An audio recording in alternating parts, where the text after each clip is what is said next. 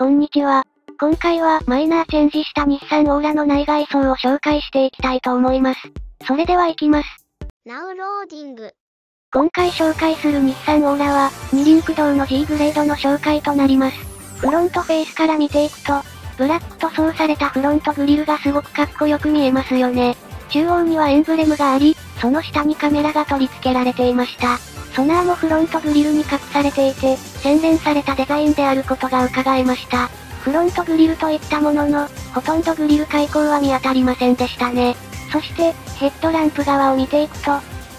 マイナーチェンジ後に新しく加わった過色が3本見つかりました。ボディカラーの色に合わせて配色されていました。何度見ても、このフロント周りのデコボコは、腹筋の割れたお腹周りのように見えて、かっこいいです。そして、続いて、フロントロアも見ていきます。まず、フォグランプが装着されていますね。フォグランプ周りのパーツの形状は、完全にブラック塗装されているので、あまり目立たなくはなっていますが、こうして近づいてみるとメリハリのある立体感が感じられます。こちらは、マイナーチェンジ前ですね。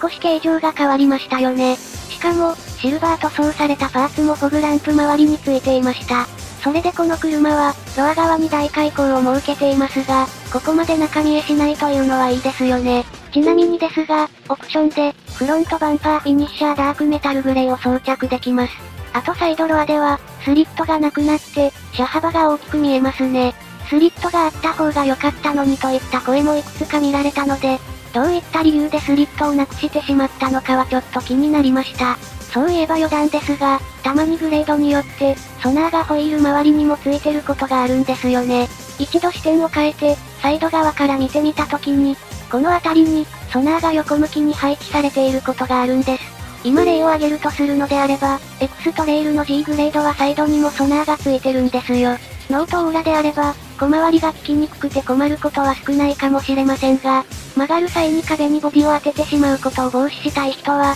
車選びをする際に実車でしっかり確認することをお勧めします。フロント周りに関しては、それ以外の変更点は特に見当たりませんでしたね。ボンネットもマイナーチェンジ前同様に、面合わせにせずに、少し傘形状にしていますね。オーナーさんによっては、この段差があるのが良いという感じる人もいるようですね。ボンネットを開ける際に手を引っ掛けやすいかもしれない。続いて、サイド側を見ていきたいと思います。まず、ホイール周りですが、ホイールアーチトリムはついていないです。ボディに折れ目をつけることでタイヤを大きく見せようとしています。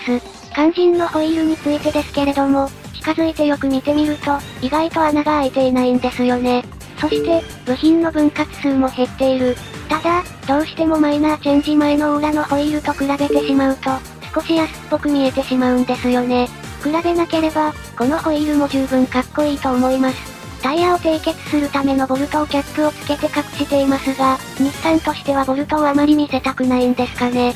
リア側のタイヤはこのようになっています。そういえばふと思いましたが、前輪と後輪でブレーキの機構が異なっているんですよね。前輪はベンチレーテッドディスク式で、後輪はリーディングトレーディング式なんですよ。もっと端的に言うと前輪はディスクブレーキなんですけど、後輪はドラムブレーキになっていて、後輪の方がブレーキが少し安めですね。ですが、こうしてブレーキの機構が見えないように、ホイールで隠してあると、後輪のブレーキだけ安っぽいなぁなんて感じることもなくなりますね。タイヤは17インチアルミホイールでした。タイヤスペックの詳細はこちらをご覧ください。続いて、リア周りを見てみますと、ロア周り以外は大きな変更が見られませんでした。リアコンビネーションは中央で分割されてはいますが、中央にロゴなどを配置せずに綺麗にランプのラインが通っているので、遠目で見ると、横に筋の入った一体感のあるリアコンビネーションランプに見えます。そして、ハイマウントストップランプを見ていくと、リアスポイラー外付けになっているので、点灯時にくっきりランプが見えますね。そして、リアロアについては、あまり段差が少ないせいか、のっぺりしてるようなデザインに見えてしまっていますが、オプションで、リアバンパーフィニッシャーダークメタルグレーを装着させることができます。リアバンパーフィニッシャーがつくと、立体感が出て、オーラらしいかっこいい雰囲気になりますね。オーラを購入する人は、リアバンパーフィニッシャーの装着必須かも。続いて、ラゲッジスペースを見ていきたいと思います。リモコンオートバックドアはついていなく、マニュアルでバックドアを開け閉めする必要があります。バックドア開口周りの寸法はこのようになっています。横幅の最小は80センチぐらいでしょうかね。参考値として考えてくださいね。この車種のボディカラーは、フォレストグリーンとスーパーブラックのツートーンですが、バックドアを開けた時に上半分がブラックなボディになっていて、ダンパーなどの周辺部品の黒とカラー相性がいいですね。ラゲッジの左側から見ていくと、左側にはバルブ式のランプが一つついていました。暖色ですね。また二輪駆動なので、少し底面も下がっていますね。リアシートのレバーは、レバーというよりも押し込むタイプですね。これならラゲッジ側からもシートを容易に倒すことができますね。また、オペラガラスもついています。そういえば室内はワイマラナーなので、全体的に白っぽいデザインになっていますが、基本的に上は白っぽく、下は黒で統一してるようなカラーデザインでした。ラゲッジの右側にはランプはついていませんね。ラゲッジの下回りを軽く覗いてみたいと思います。大きな発泡スチロールで車体を隠していますね。この下にバッテリーであったり、坊主スピーカー用のアンプが置いてあるのだと思います。少なくともマイナーチェンジ前は置いてありましたね。そうしたら、次は内装をじっくり見ていきたいと思います。今回内装色は、先ほども申し上げた通りワイマラナーという明るめの内装になっています。素材はファブリックがメインとなっていて、真っ白というよりかは明るめのグレーといった感じでしょうか？実車で初めて見て、この内装の仕上がりには興奮しました。ドアスピーカーには、坊主のオーナメントもついていて、かっこいい。坊主スピーカーをオプションで、絶対つけた方がいいです。では、続いて、今回一番の見どころであるシートを見ていきましょう。このシートは、ジャカード織物合皮のコンビシートとなっています。この車両はオプションで坊主スピーカーを装着しているので、ヘッドレストに坊主スピーカーがついています。ヘッドレストの色味に合わせて、スピーカーの外周周りが明るめの色味になっていますね。この一体感たまらなく好きです。ヘッドレストや背もたれの上回りは合皮になっていますが、背もたれや座面は、幾何学模様のテクスチャーが入ったファブリック素材となっていました。ファブリック素材にしては全然安っぽく感じれないんですよね。未だかつて、ファブリック素材でこんなに高級感が感じられた車種があったかと言われると、おそらくないですね。しかも座面だけでなく、座面横側にもファブリック素材が適用されていますね。通常この場所は、合皮になっていることが多いので、斬新なデザインだなといった印象でした。実際シートに座ると画面は隠れてしまうので、このテクスチャーが目に入りにくいですが、側部までこのファブリック素材を用いることによって、座っていながらも、このテクスチャーを見て楽しむことができますね。そして、このシートは、電動式のパワーシートになっているので、こちらの2つの操作レバーを使って、リクライニングや画面高さを調整することができます。個人的に少しリクライニングのレバーが軽く感じたので、もう少し重厚感の感じられる操作がしたいですね。あまりに軽すぎると、少しおもちゃって僕も感じてしまいます。おもちゃみたいだとは決して思わなかったですが、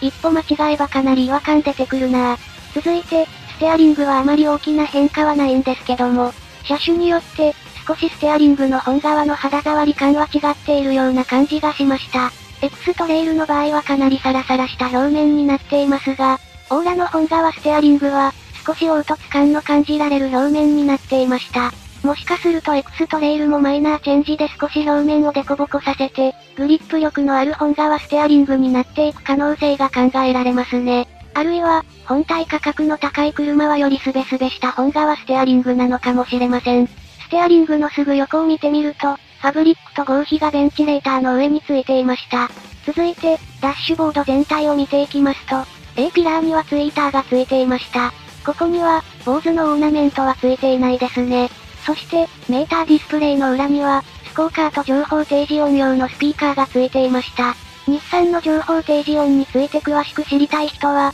ぜひこちらの動画も合わせてご視聴ください。そういえば、メーターディスプレイの裏にファブリックの素材が使われていますね。見えないところでも、一体感を出そうとしていることがわかります。そして、こちらが今回マイナーチェンジ後の木目フィニッシャーですね。助手席側から角度を変えて、この木目フィニッシャーをもう一度見てみると、少し白っぽい見た目になっていて、ワイマラナーの色味に合わせたデザインになっているように感じられます。この木目フィニッシャーの柄が、個体によって変化しているかもしれないと想像すると、非常に興味深いですね。さすがにそれはないかな。中央のコンソール周りを見ていきたいと思います。コンソール周りに採用されていた木目フィニッシャーも少し明るめなデザインに変わっていました。視フト周りは依然としてピアノブラックが使われていて、その周りにアンビエントライトもついていました。指紋がつきやすいので、保護フィルムやお掃除用の布巾が必要になってくるかも。そして、コンソールリッドはファブリック素材で包まれていて、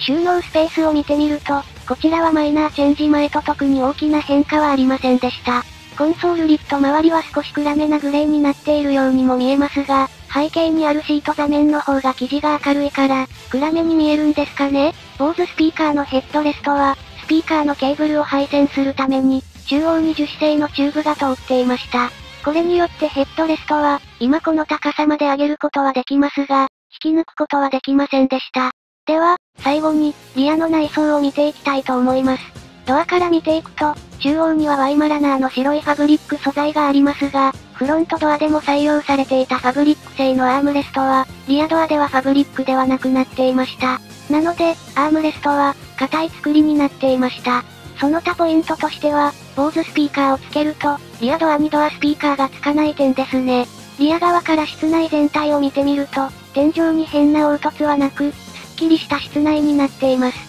では、ワイマラナーのリアシートを見ていきましょう。リアシートの配色は、フロントシートとやや異なっていて、リアシート中央は暗めのグレー、サイドのリアシートの上面は、明るめのグレーになっていました。そして、フロントシートでもあったシート背面の幾何学模様についてですが、この模様は特に大きな変化は見られませんでした。ただ、よく見てみると、側部も下に行くに従って、暗めのカラーに変わっていますね。実写で見ていた時は全然気がつかなかったのですが、こうして見返してみて、やっとわかりました。またシート座面に関しては、リアサイドまでは幾何学模様にはしていなかったですね。さすがにリアシートだと、座面の面積が大きいので、全面幾何学模様にしてしまうと少し見栄えが良くないんですかね。中央のリアコンソール見ていきたいと思います。カップホルダーが3つついていたのと、ふかふかのアームレストになっていたので、上から触っても横から触っても、ふかふかでした。肘をぶつけても、痛くなることはなさそうです。私もいつか誰かにオーラを運転してもらって、後席でのんびりしてみたいな。ちなみに、このコンソールリストを倒しても、ラゲッジには繋がっていませんでした。そして、シートベルトがリアシートの裏に回り込まないように、シートベルトの端部を差し込む穴がついていました。正直実際使ってみると、かなり使いづらいんですけれども、有効活用している人がいましたら、ぜひ使い方を教えてください。そして、前席のコンソールの後端を見てみると、C タイプのコネクタを差し込める充電端子がついていました。そして、助手席側にだけシートの裏にポケットがついていましたが、ジーパンのポケットみたいに、ポケットの中にさらにポケットがついてました。ここには、ペンなど細長いものを入れるんでしょうかね。そして、リアシートを倒してみます。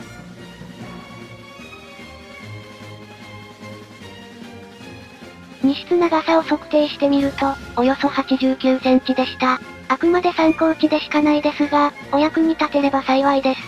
ラゲッジと段差は生じてしまいますが、何か収納グッズと合わせることで、フルフラットにできるような対策もできるといいですよね。というか、むしろなんでオプションでないのかすごく気になります。なんて言ってみましたが、実はこの段差を解消するためのオプションパーツあるんです。ラゲッジアンダーボックスと呼ばれるみたいですが、2枚のボードを用いることで、段差をフラットにすることができるようですね。オーラは本当に仕上がっている車種ですね。これなら二輪駆動でも、購入したいと思う人は多そうですね。いかがでしたでしょうか？日産オーラを購入検討している人は、間違いなく良い車なので、すぐに契約しちゃいましょう。それではまた。